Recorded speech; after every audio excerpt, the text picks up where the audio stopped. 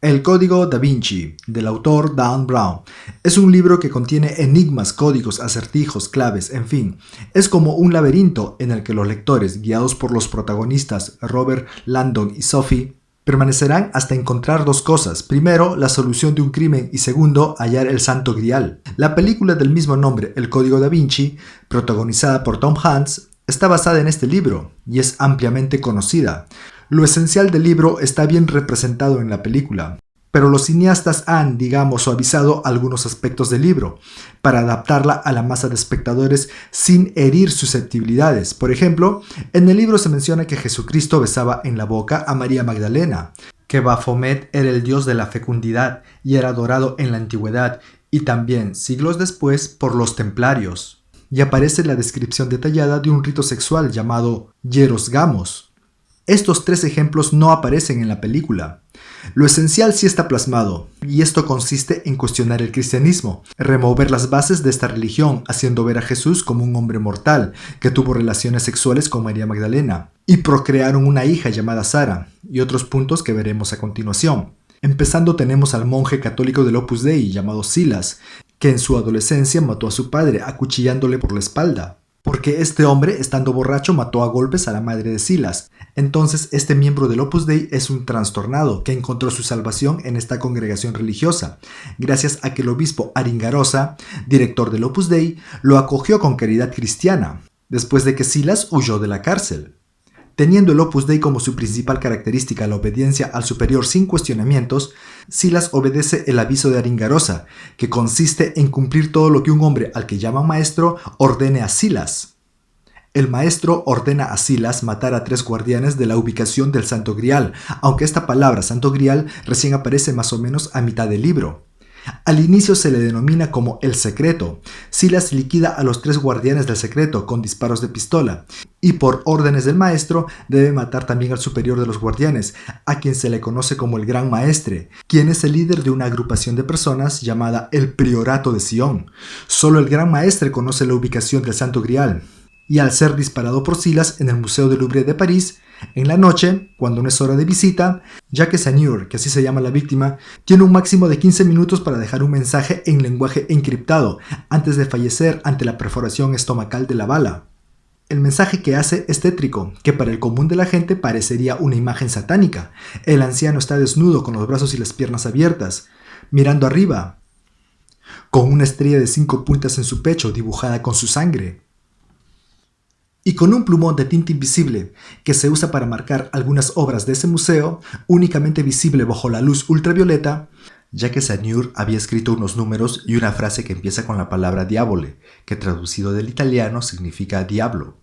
La explicación que da Robert Langdon, quien es profesor de simbología en la Universidad de Harvard, la estrella de 5 puntas significa el culto antiguo a la diosa Venus, que representaba el amor sexual femenino y la belleza. Vemos que aparece la primera referencia al sexo, y más aún como algo que debe ser endiosado. Ahora, la palabra diabole, junto a las otras letras, separando en sílabas y reordenándolas, forman Leonardo da Vinci y Mona Lisa. También aparecen las letras P y S, y el nombre Robert Langdon. Pero esto Robert no lo ve, pues el jefe de la policía había borrado este renglón, esperando que Robert Langdon se autoinculpara, pues el jefe de la policía está seguro que el profesor de Harvard es el asesino. Hace su aparición la agente Sophie Neveu, que sigilosamente le advierte a Robert que está en peligro de ir preso, y le ayuda a desembarazarse de los policías, explicándole que el último renglón, PS, buscar a Robert Langdon, está dirigido a ella, ya que Jacques Seigneur era su abuelo, y la llamaba Princesa Sophie. Langdon no está muy seguro de creerle, pero descubre un dispositivo de ubicación que un policía le colocó en su saco inadvertidamente, dándose cuenta gracias a Sophie, y acepta lo que ella le dice, y se deshacen del dispositivo, yendo a buscar el cuadro de la Mona Lisa en ese museo. Robert recuerda su explicación que dio a unos presos acerca de ese cuadro. En el antiguo Egipto existía el dios de la fertilidad masculina llamado Amón y la diosa de la fertilidad femenina llamada Isis, que en una época se llamó Lisa. Juntando los nombres aparece Amón Lisa, que con un ligero cambio tenemos Mona Lisa. Así que la Mona Lisa es un andrógino. Después de ver la Mona Lisa va a otro cuadro, la Virgen de las Rocas, en el que hay una llave escondida en su reverso. Y continuando con el desciframiento de acertijos, van a un banco, en el que hay un paquete guardado por Jackie Saniur, y Robert y Sophie logran obtener el paquete, pero para abrirlo necesitan el número de cuenta. Y Robert recuerda los números que vio en la escena del crimen, siendo estos los que abren la caja. El contenido es un tubo de vidrio llamado Cryptex, cuya clave son 5 letras para poder abrirlo. Mientras todo esto le sucedía a Robert y Sophie, el monje Silas siente que está cumpliendo la voluntad de Dios y va a la iglesia mencionada por sus 4 víctimas antes de que mueran, en cuyo interior está la clave para encontrar el Santo Grial. La monja de la iglesia le hace pasar, pues recibió órdenes de su superior para dejar ingresar al monje. La monja tiene un mal presentimiento y no lo pierde de vista, descubriendo que el monje rompió una loseta buscando algo. La monja de inmediato llama a los 4 hombres, pero todos habían sido asesinados esa noche. Silas la sorprende y le pregunta dónde está la clave, ya que la dirección que le dieron sus víctimas fue un engaño, y ahora el monje está lleno de ira. Pero ella no lo sabe, y aunque lo supiera, no se lo diría a nadie del Opus Dei, y Silas la mata, golpeándole la cabeza con una estatua mediana. Robert y Sophie están decididos a abrir el Cryptex, pues no hay que olvidar que ellos siguen las pistas que les dejó Jacques Saniur, para que la verdad custodiada por tantos siglos no se pierda. Ninguno de los dos sabe cómo abrir el Cryptex, y siendo fugitivos de la policía, a Robert se le ocurre buscar refugio en la casa de un historiador inglés acaudalado, Leigh Tevin, quien además es un gran conocedor de la historia del Santo Grial, y tal vez pueda ayudarlo a descifrar el Cryptex. Van y Tevin los recibe cordialmente. Robert cree que es hora de que Sophie sepa la verdad del Santo Grial, y entre él y su amigo inglés le relatan en qué consiste esta verdad oculta al común de la gente. A los oídos de un católico o protestante, este relato puede ser catalogado como una total blasfemia, como un ataque directo a la esencia del cristianismo. Y tal vez por eso el libro de Dan Brown es tan famoso. Le dicen que la palabra Santo Grial proviene de sangrial, que a la vez es una etimología de sangre real. Por lo tanto, el Santo Grial se refiere a una persona de sangre y huesos. Y Leonardo da Vinci y todos los líderes del Priorato de Sion lo sabían. Sophie pregunta quién es esa persona, y le dicen que se trata de una mujer y que aparece en el famoso cuadro de da Vinci, La Última Cena. Tevin le enseña una réplica del cuadro y le dice que ahí está el Santo Grial. Sophie se siente aturdida. Ella ve a los 12 apóstoles y a Jesús en el centro, pero no a ninguna mujer. Tevin le señala al discípulo que está junto a Jesús y Sophie ve completamente sorprendida a una persona de rasgos finos, cabello largo y ligeros senos. Hay que recordar que oficialmente esa persona es San Juan el Evangelista, quien era el discípulo más joven, pero Sophie se convence que es una mujer y pregunta de quién se trata. Y Tevin le dice que es María Magdalena, que fue señalada como prostituta por la iglesia para desprestigiarla. Y le explican que ella fue la esposa de Jesús y estaba embarazada cuando Cristo fue crucificado. Sophie no está segura de creer en lo que escucha, pero le explican que en los inicios del cristianismo a Jesús se le consideraba un hombre mortal, sabio, reformador, predicador, pero mortal al fin y al cabo. Fue el emperador romano Constantino, 3 siglos después de que apareció Jesús, que se dio cuenta de la enorme influencia del cristianismo en su imperio. Así que para unificar su imperio decidió declarar el cristianismo como religión oficial, financiando la creación de una Biblia que resaltara los rasgos sobrenaturales de Cristo y desapareciera los aspectos humanos, como su casamiento con María Magdalena, su paternidad y su muerte.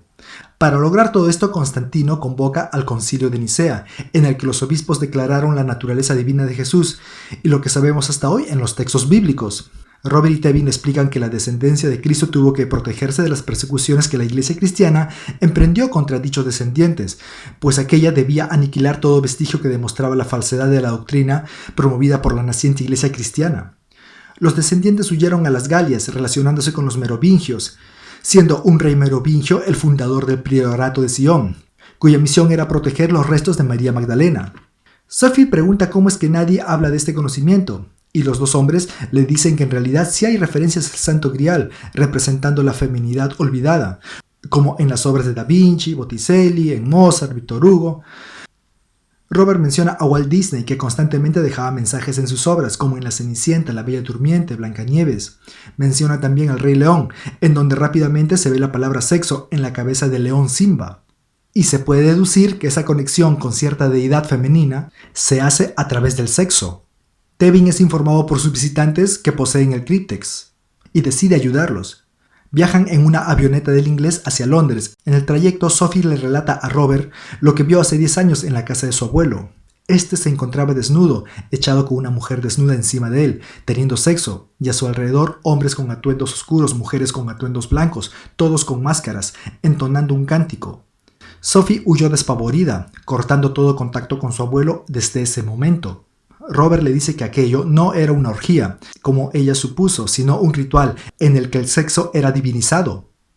Este ritual se llama Hieros Gamos, y él recuerda la película Eyes Wide Shut, que traducido al español era Ojos Bien Cerrados, producida por Stanley Kubrick, en donde el protagonista Tom Cruise es testigo de un ritual similar con mujeres desnudas, hombres de negro, todos con máscaras. Lo que no dice Robert Landon es que ese ritual está dirigido por un hombre disfrazado de cardenal, con un incienso en la mano, emitiendo un cántico u oración bastante tétrica, y que todo pareciera ser una adoración diabólica.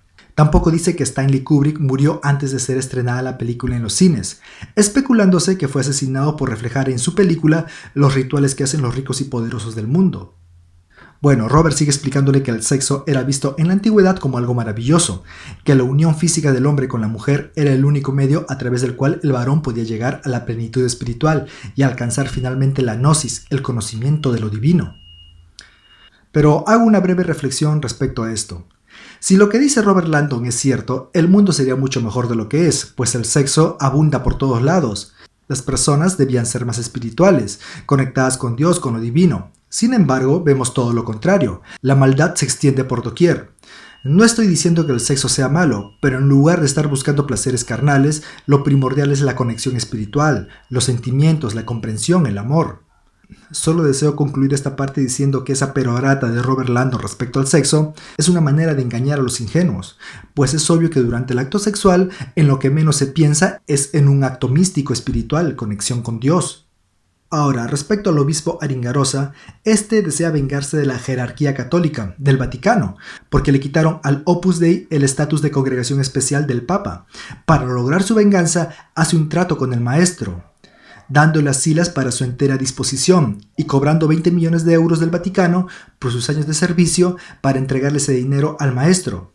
Lo que no sabe el obispo Aringarosa es que el maestro no piensa recibir nada, ni contactarse con él, una vez que Silas haya cumplido con sus órdenes de matar y ayudarle a encontrar la clave del grial. Robert Landon, Sophie y Tevin están tratando de descifrar el críptex. El acertijo era: lápida por templarios venerada. De pronto, Landon descubre mentalmente de qué se trata. Se refiere a Baphomet. Explica que la Iglesia Católica acusó a los templarios de adorar a Baphomet y de otras cosas como sodomía, orinarse en la cruz, rendir culto al diablo, etc. Pero según Robert y Tevin, la Iglesia los acusaba únicamente por envidia, porque los templarios eran ricos, así que los buenos eran los templarios y los malos eran las autoridades de la Iglesia Católica. Lo que sí afirman los dos hombres es que los templarios efectivamente adoraban a Baphomet. Ahora, hay que entender que este Baphomet no está representado exactamente como lo hizo el masón Eliphas Levi en 1856, sino que el Baphomet de los templarios es una representación antigua. Pero en esencia, el Baphomet de los templarios tiene muchas características de lo que hizo Eliphas Levi. Haciendo una descomposición de la palabra Baphomet, traduciéndolo a hebreo antiguo, combinando fonemas, obtienen Sofía, la palabra que abre el críptex. Lo abren y encuentran otro críptex más pequeño, envuelto en un rollo de pergamino. Están seguros de que adentro está la dirección del Santo Grial, es decir, los restos corporales de María Magdalena. Deben descifrar lo que está escrito en el rollo, pero hace su aparición Silas, que, apuntándoles con pistola, intenta robar el críptex, pero Robert amenaza con romperlo antes de darlo al monje. En eso, el mayordomo de Tevin se pone de parte de Silas. Secuestran a Tevin y se llevan el críptex. El mayordomo le dice a Silas que trabaja para el maestro, igual que el monje, y lo deja a este en un seminario del Opus Dei y continúa conduciendo hasta un lugar, en donde Tevin sale de la parte de atrás de la limusina y le dice al mayordomo que hizo un buen trabajo. Resulta que el artífice de los asesinatos y el robo era Tevin, autodenominándose el maestro. Se ponen a celebrar bebiendo licor de una misma botella. Tevin sabe que su mayordomo es alérgico a los cacahuates y había disuelto previamente unos cuantos en el trago, provocando que el mayordomo colapse vomitando y finalmente muere.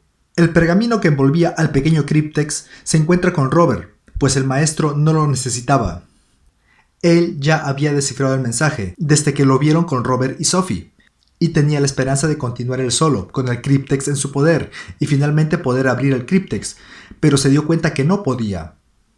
Mientras tanto, el obispo Aringarosa, que había quedado con el maestro reunirse en París, al no recibir ninguna llamada y enterado de los fugitivos en Londres, decide cambiar de rumbo en el avión que viajaba, sobornando al piloto, entregándole su anillo de obispo, llegando a su destino, pero se entera que la policía está persiguiendo a un monje en una sucursal del Opus Dei, y Aringarosa va rápidamente ahí, y se topa con Silas, a quien el obispo lo toca por la espalda, pidiéndole que se detenga, pero Silas instintivamente le dispara, dándose cuenta enseguida que era el obispo, y se pone a gritar, cargándolo, huyendo como puede, llevándolo a un hospital, dejando al obispo en manos de los médicos.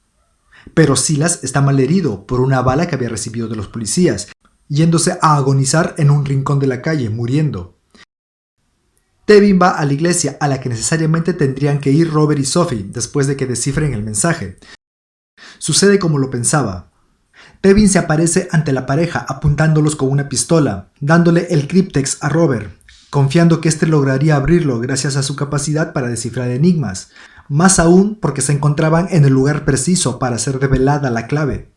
Tevin dice que tuvo que tramar todo para llegar hasta aquí. Sophie y Robert demoran un poco en salir de su asombro, pero él comprende que si Tevin se atrevió a tanto, es seguro que, aunque descifre el cryptex, sería asesinado igual que Sophie. Lanza el tubo de vidrio hacia arriba y Tevin dispara, pero no acierta a nadie, en su desesperación por coger el cryptex. Y el tubo cae al suelo, rompiéndose, fluyendo el vinagre que debía disolver el papiro en el que se encontraba la clave. Tevin llora de impotencia, pero nota a Robert tranquilo, y se da cuenta que el profesor de simbología logró abrir el cryptex antes de lanzarlo, sin que Tevin se dé cuenta, y era cierto.